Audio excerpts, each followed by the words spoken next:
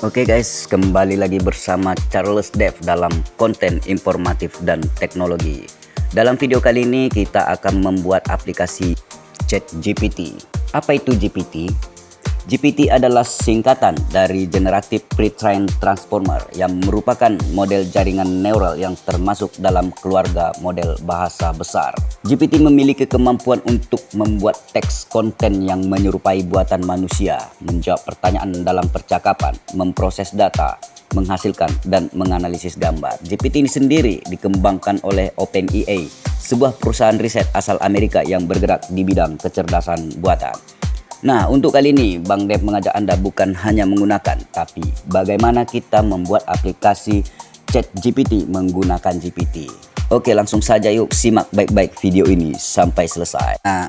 Nah, di sini kita sudah berada di App Inventor, kemudian kita buat dulu project name-nya yang sekaligus akan menjadi nama aplikasi yang akan kita buat nanti. Di sini saya buat namanya adalah GPT gue. Lalu kita buat dulu tata letaknya menggunakan komponen layout. Nah, kita menggunakan horizontal arrangement. Lalu di bagian kanan layar untuk mengatur sebuah propertiesnya kita atur height dan weight-nya seperti ini. Untuk lebar dan tingginya itu sesuai keinginan teman-teman ya. Lalu kita tarik komponen image. Nah, komponen image ini nanti akan menampilkan gambar berupa icon ya, icon dari aplikasi ini. Nah, kita atur juga height dan weight-nya, di mana height-nya kita buat di sini 6 dan weight-nya juga itu 8% ya. Kemudian kita masukkan gambar icon yang sudah kita siapkan. Lalu kita tarik komponen label. Komponen label ini untuk memberi teks ya. Nah, di sini kita buat namanya adalah GPT gue. Jangan lupa untuk mengatur elect vertikal dan horizontalnya ya. Oke, kita tarik lagi komponen layout vertical arrangement sebagai spasi antara label teks dengan button. Kemudian kita tarik komponen button. Lalu kita atur height dan weight-nya. Kemudian komponen button ini kita beri icon dengan mengklik upload pada image. Lalu kita menginputkan gambar icon yang sudah kita siapkan ya. Jadi button ini berfungsi untuk mengaktifkan speech to text ya. Dimana komponen speech to text ini berfungsi untuk mengubah sinyal suara yang kita inputkan dikonversi menjadi teks ya. Oke, kemudian kita tarik lagi layout yang kedua untuk tata letak komponen interface berikutnya. Kita atur juga di bagian propertiesnya height dan weight-nya, di mana weight-nya kita buat saja fill parents dan height-nya itu sesuai dengan keinginan kita. Oke, kemudian kita drag komponen text box pada tata letak yang kedua. Komponen text box ini nantinya berfungsi untuk mengetikkan keyword ya, kata pencarian. Nah, jangan lupa juga untuk merubah height dan weight-nya sesuai dengan size yang kalian inginkan. Lalu di sebelah kanan text box kita drag komponen button yang kedua. Kita atur height dan weight-nya pada bagian propertiesnya. Di sini di bagian height-nya saya buat 5 dan weight-nya saya buat 7 seperti ini ya. Lalu button name-nya kita rename menjadi find btn untuk mempermudah dalam proses pengkodingan nanti. Lalu kita beri icon dengan mengupload gambar icon melalui komponen image yang sudah kita siapkan tadi seperti ini. Lalu komponen text box-nya juga kita rename menjadi input text ya. Kemudian kita drag lagi komponen layout sebagai line header-nya untuk pembatas antara header dan kontennya nanti ya. Kemudian kita drag lagi komponen layout yaitu vertical arrangement. Kita atur pada propertiesnya height dan weight-nya. Nah, pada vertical arrangement ini kita gunakan sebagai tata letak komponen output berupa progress load. Sehingga vertical arrangement pertama ini kita buat sistem hide show yaitu sembunyi dan tampil, dimana ketika sistem sedang memproses data maka vertical arrangement 1 ini akan aktif, dan ketika berhasil memproses data maka vertical arrangement pertama ini akan hide atau sembunyi. Kemudian vertical arrangement kita rename menjadi layer progress, layer prog seperti ini. Kemudian kita drag komponen circular progress ke dalam vertical arrangement pertama ini ya. Nah, circular progress ini berfungsi untuk menandakan bahwasanya sistem sedang dalam memproses data.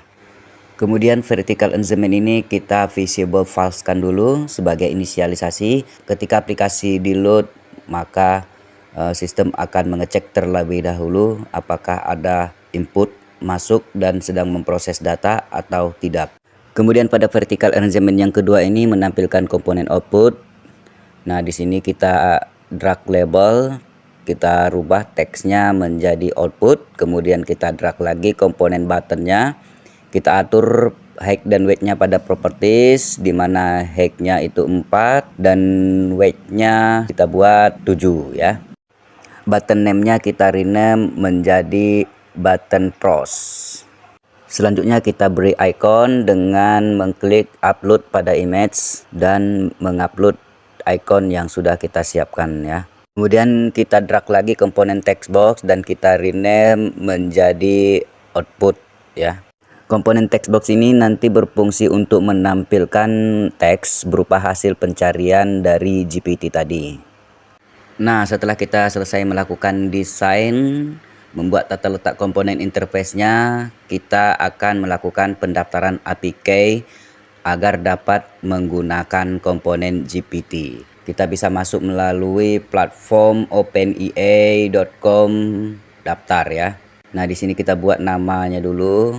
Saya buat di sini namanya CR. Kemudian kita atur project-nya. Di sini kalian bisa memilih jenis project yang kalian inginkan. Namun di sini saya atur dalam default project. Kemudian kita klik lanjut. Nah, di sini pihak dari OpenEA-nya akan memberikan kode APK sebagai hak izin akses. Jadi kita sudah diizinkan untuk mengakses komponen GPT ya. Dan nah, kode APK ini kita copy dan kita salin ke aplikasi kita. Nah, pada properties chatbox-nya atur seperti ini ya. Selanjutnya kita masuk ke bagian block coding. Kita klik Finder BTN, lalu kita drag when Finder BTN klik. Jadi ketika button Finder diklik, lalu kita drag komponen conditionnya untuk memeriksa apakah komponen text box input telah berisi atau kosong. Kemudian kita klik input text, lalu kita cari input text and text seperti ini.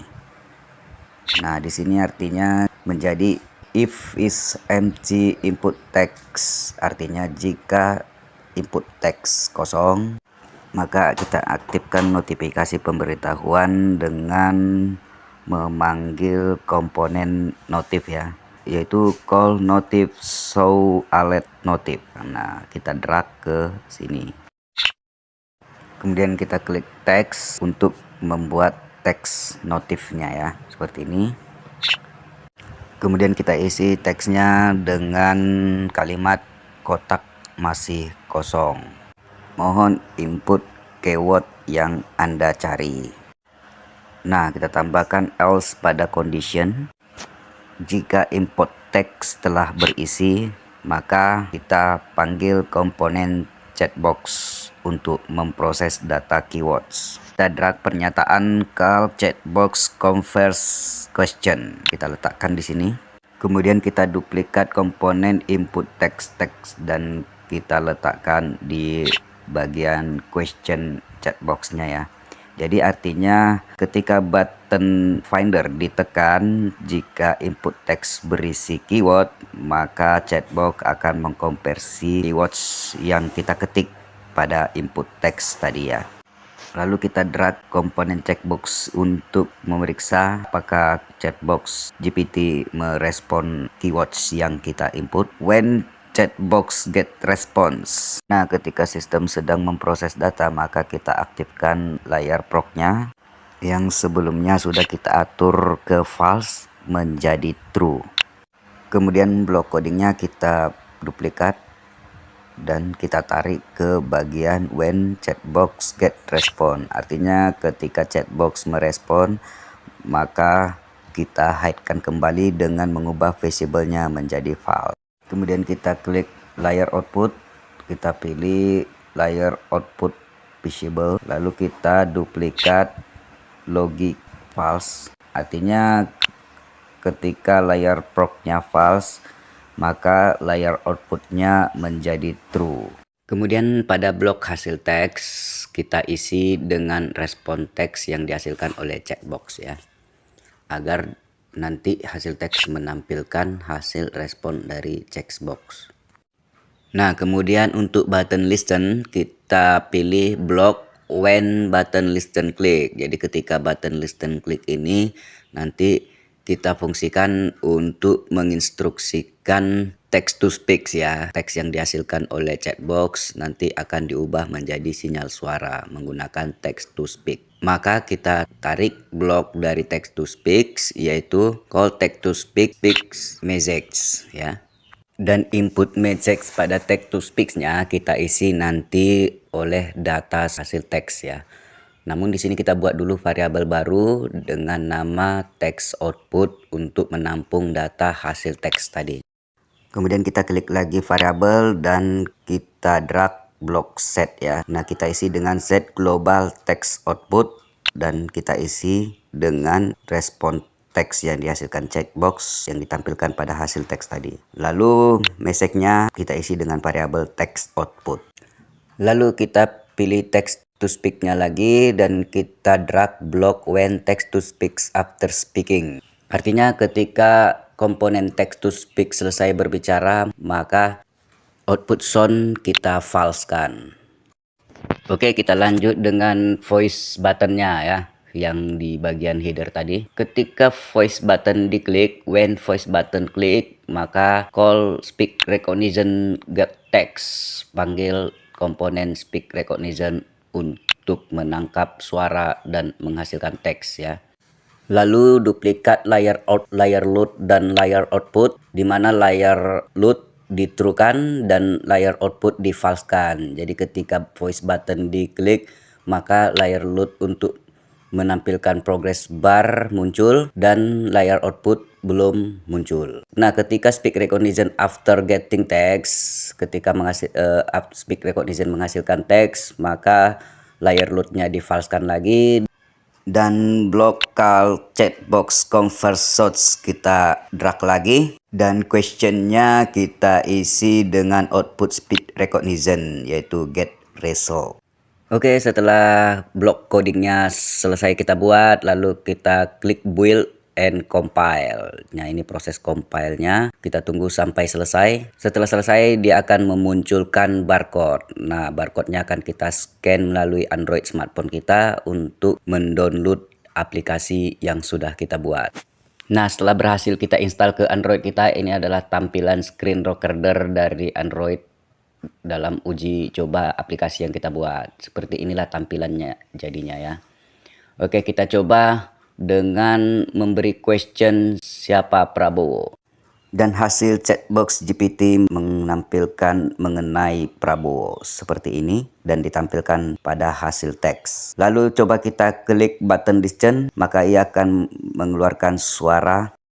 Prabowo Subianto adalah seorang politikus dan mantan jenderal dalam Angkatan Tentara Nasional Indonesia (TNI). Ia lahir pada tanggal 17 Oktober tahun 1951. Prabowo pernah menjabat sebagai Danjen Kopassus dan juga sebagai Panglima Kostrad.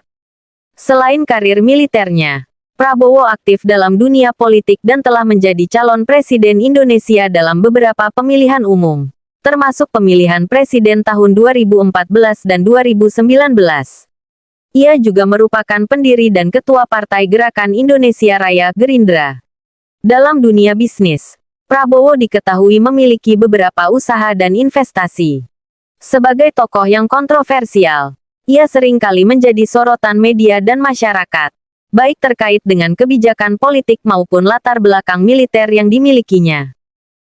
Oke, lanjut kita coba beri question dengan sejarah Indonesia, kemudian kita klik Finder buttonnya. Terlihat di sini sistem menampilkan progress bar yang artinya sedang dalam melakukan proses pencarian data. Oke, di sini hasilnya sudah ketemu.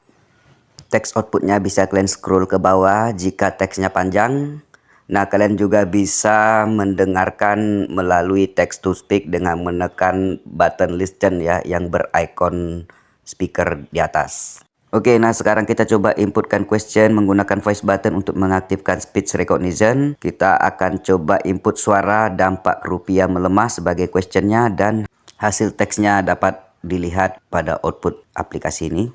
Kita coba konversi hasil teks menjadi suara dengan mengklik button listen ya. Melemahnya nilai tukar rupiah terhadap mata uang asing, seperti dolar AS, memiliki berbagai dampak yang dapat dirasakan dalam berbagai sektor ekonomi dan masyarakat. Oke, terima kasih sudah menonton video saya. That's everything I want to say about my videos for today. Thanks for attention, and if you have any question, please feel free to ask. We will be very happy to answer any question you guys might have for us. Bye bye.